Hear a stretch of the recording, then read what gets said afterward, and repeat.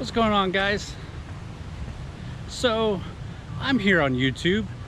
You're most likely on YouTube, but how do you be successful here on YouTube? Well, that's what I'm trying to figure out, running 2 different YouTube channels at the moment, and that's what I want to share with you guys, things that I've been learning along the way. So let's get into it.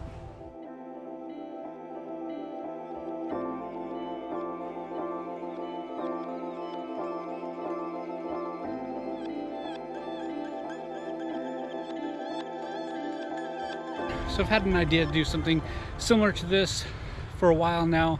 It's been on my to-do list. Unfortunately, this channel kind of gets put on the back burner because it's way smaller. And I'm not even to the point yet where I'm making revenue from the channel. So I haven't been focused on making a bunch of content for this channel.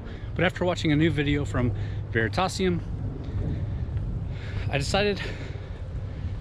really liked what he said, and I decided that this would be a good time to share some of the things that I've learned about YouTube, some of the things that I'm doing, and kind of reiterate some of the stuff that he's said.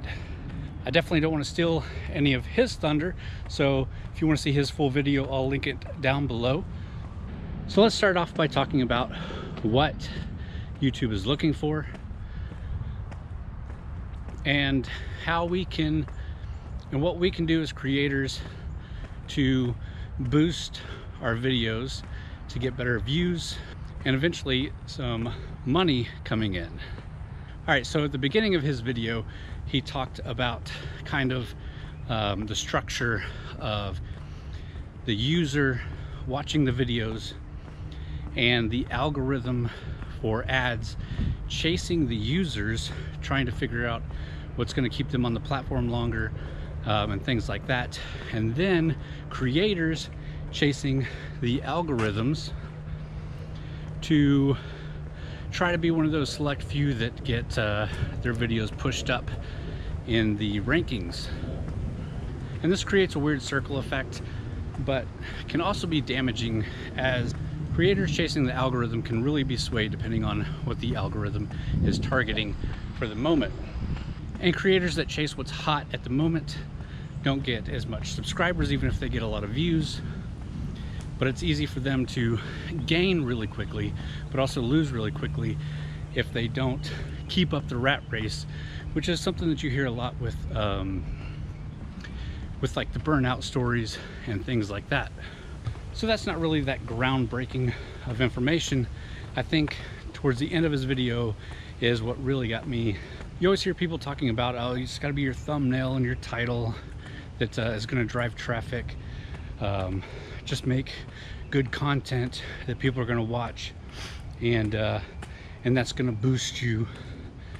And while all that is kind of true, I think he did a really good job at breaking down the scientific basis behind some of that stuff and exactly what you're trying to do when you're making good thumbnails and when you're making good titles and things like that. So essentially at the end of his video, he had two things that would help you boost with the algorithm and have your videos more likely to kind of go viral or get attention. All right, so his number 1 tip is about watch time. Watch time is very important because it shows YouTube that people are not just seeing your video, but they're kind of engaging with your video. They're staying around to watch what you have to say. And from the data that he's found, everybody talks about the 10-minute videos and breaking that 10-minute mark, and usually it comes into context with, well, you can put extra ads on your video if you hit the 10-minute mark. So if you don't know, once you go over that 10-minute mark, then you have the ability to put mid-roll ads or beginning and ending ads or both, just because your video is over 10 minutes long. But what he's found is that the longer your video is, the longer people stay to watch before they click off. And your goal is to have people staying from 6 to 8 minutes So if you have a 10-minute video and they stay for 7 minutes, that video is going to be boosted up. If you have a 15-minute video and they stay for 10 minutes, that video is going to be boosted up. So it's not necessarily if you have a 5-minute video and they watch the full 5 minutes, that might not be boosted up because it's just not a long enough engagement for YouTube's algorithm. And I can kind of see this in some of the videos that I've done. Some of my more popular videos that are getting more attraction are the videos that have over 10 minutes. I personally don't like making that long of videos. I think I can get most of the information that I'm trying to portray out quicker than that. And I'm one of those guys that once you cut to a B-roll scene and you're just showing like motion and or just random B-roll in a coffee shop, I'm fast forwarding through that stuff. So I try not to put too much of that in my videos, but there seems to be some scientific data now that shows that that is worth doing just to get yourself over a certain amount of watch time. All right, and his second big point was about click-through rate. Being a publisher of websites for over 15 years, I know a lot about click-through rate. Basically, you take the amount of times people see it versus how many times people actually click it, and that's your click-through rate. So this is where the thumbnail and title come into play, because the better click-through rate you get, the more the algorithm is going to boost you up. So one of the things I started doing is on videos that didn't do so well, I would go change the thumbnail, change the title, and see if something even maybe a little bit more clickbaity will help boost that video. And I haven't seen a whole lot of success with this, but it's something that I just started, so definitely need to see some more data points there. But it completely makes sense. If they're looking for click-through rate, that is why you need to have good thumbnails and good titles. So as a creator, it's always important to think about that while you're shooting, while you're planning a video, and so forth. Now, obviously, other engagement on your videos helps as well, including thumbs up buttons and comments. So if you're enjoying this, go ahead and hit that thumbs up button, because it does help boost you up in the algorithm. But it doesn't seem to be as significant as these other two factors.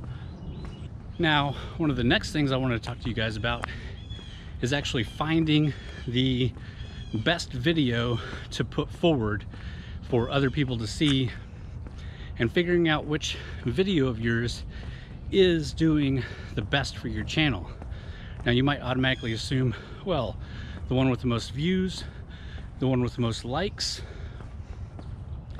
the one with the most comments, something like that. But for me, I don't think that's the metric that you really want to be looking at.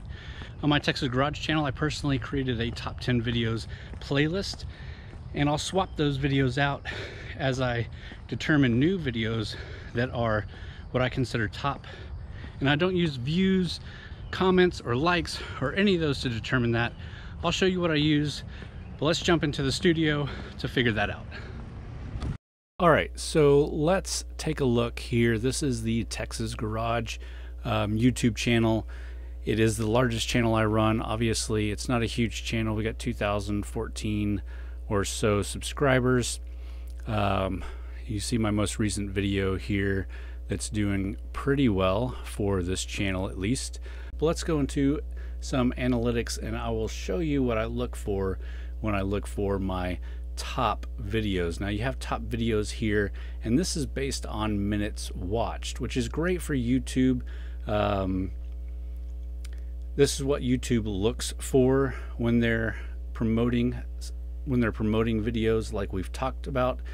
Minutes watched is a great metric, but for the instance of creating a playlist and driving people to a video, there is another metric that I like to use that you might not have thought about. So you can open up this bigger panel here.